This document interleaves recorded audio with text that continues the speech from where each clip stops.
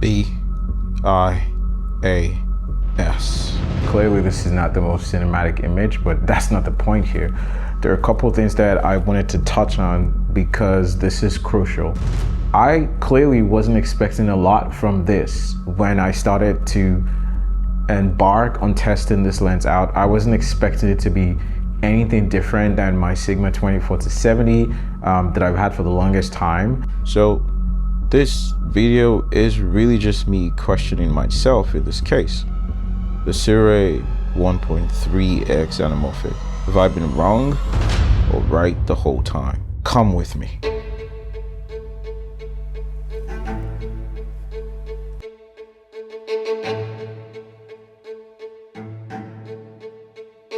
Alright, so just straight up first test, I think that the minimum focusing distance is really far. I mean, this is about 2 feet away.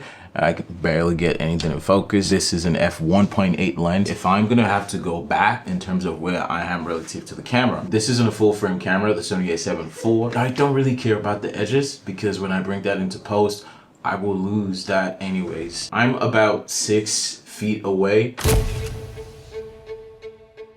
I do want to give this lens a very fair chance, and I'm just trying to see how I could potentially use it. All right, so about this lens, for me personally, I think I've just really judged this type of lenses historically in the past and never really giving them a chance. So the first thing that I wanted to check was in terms of the image sharpness. I do have a couple of weeks that I've written down here, and I was in no way expecting that this would have any type of character, but hey, I'll be the one to admit I was wrong. I was very wrong.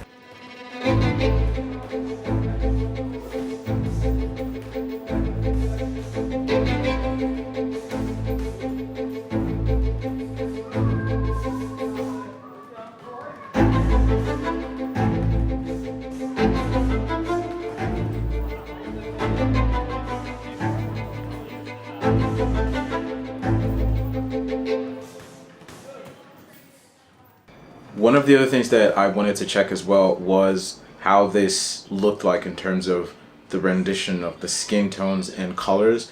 And I do have quite a bit of color scheme going on here, you know, with all that palette and all that. I can see the flare, it is quite subtle. It's not as invasive as I thought it would be. But one thing I do want to check is what happens if I put a black pro mist on this image and just see how it looks like. So this is what it looks like without the black pro mist. And now I'm gonna swap that and just switch it for the Pro Mist and see what that looks like. So now this is exactly what that same shot looks like with the Pro Mist. I probably won't see a lot here, but once I get into my computer, I'll be able to see what this is doing.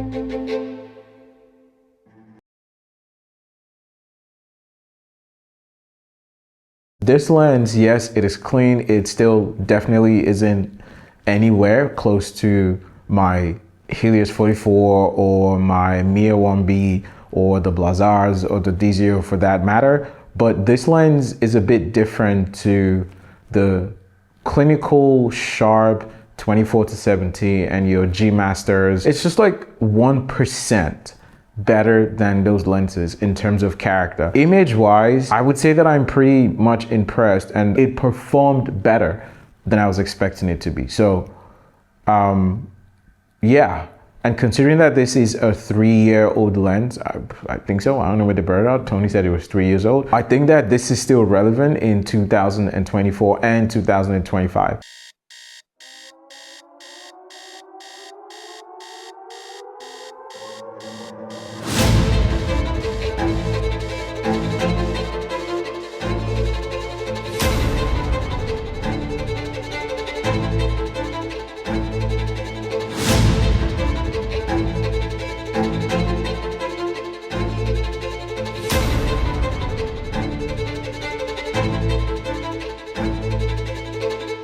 I still don't understand what the flare is doing. I'm not particularly sure if I like it. Sometimes you get the stripes across the image in abundance of like 4 or 5, and sometimes it just comes out as a blue blob. It's almost as if someone just, you know, smeared some like blue paint, but sometimes it's not there, sometimes it's there. Another thing that I like about the way this lens renders image is that I like how it goes out of focus. It's quite smooth. It isn't as sharp and as digital as a G Master, for example, would make it do, or Sigma 24-70 would be. So I kind of like that about this lens.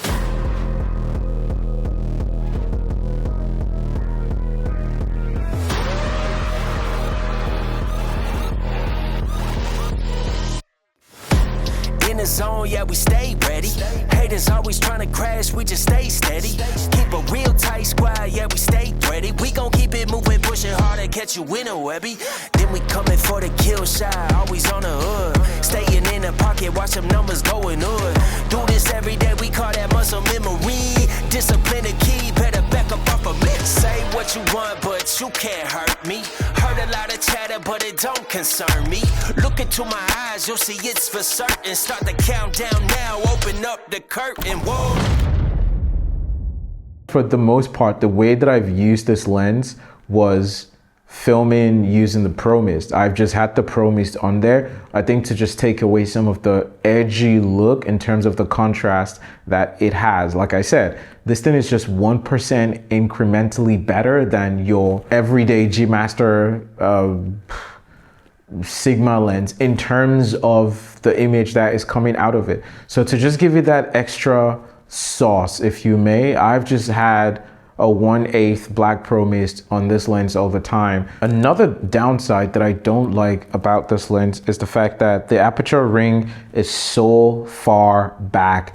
When you're trying to change your aperture, which, well, clearly you won't be doing a lot, but if it just so happens that you have to do it, using this on a camera body like the Sony a7 IV, it's just quite uncomfortable, and it almost feels like it's not in the right place. I do not anticipate that a lot of people buying this lens would be using a dual iris and manual focusing system on this lens. But if it just so happens that you want to explore that, it makes it difficult because of the way this thing is being built.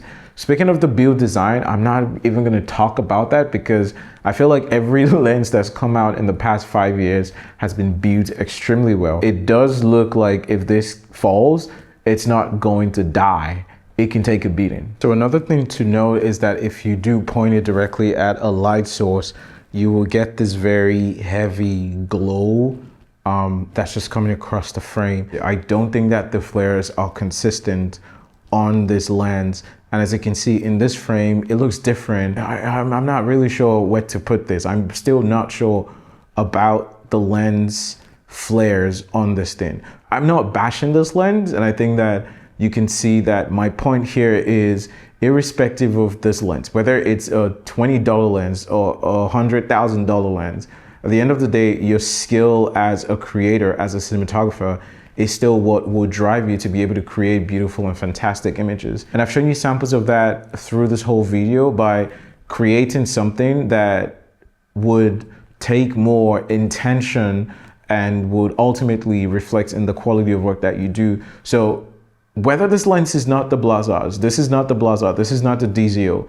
but I think I've been able to create something that if I asked people to tell me what lens this was before revealing that, I'm not really sure that they would be able to answer that it is this 3-year-old lens. So who is this lens really for?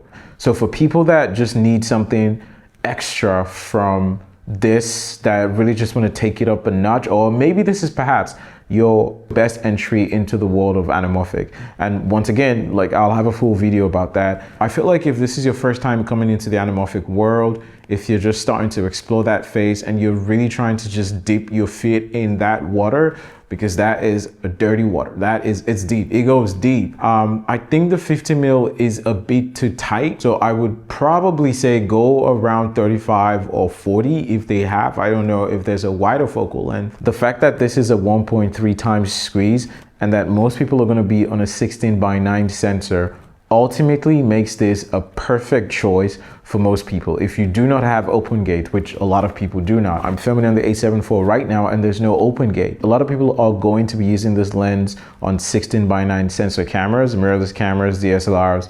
The 1.3 times squeeze makes it perfect for those types of cameras. Yes, there's distortion, but if you are going to be getting anamorphic lenses, that is inevitable. That is part of the anamorphic look. So I'm not even going to waste time on that. Yes, there's distortion. Is it done well? I think so. It's barrel distortion, which is better than having a pin cushion one. So for me, that's not a flaw. That's actually part of the value proposition of this lens. What I'm practically saying here is that the gear is just a tool. You as the creator are still responsible for making sure that you create fantastic paintings and art. But is this lens useful? Is this lens even worthy of being considered in 2024 and 2025? Absolutely yes. And I'm sure there are tons of video about these lenses on YouTube. If that's what you're looking for, you can go check those things out. I just thought I'd give you a practical use case scenario and just literally call through all the bullshit to say that at the end of the day, it really comes to you. You are responsible for creating that magic. The next video is going to be about why I think for mirrorless cameras, the squeeze factor is the most important thing if you are going to get any decent image. Just because there's a 2 times anamorphic or 1.5 times does not necessarily mean that it is the most optimal for your use case. If you own a mirrorless camera without open gate, yeah,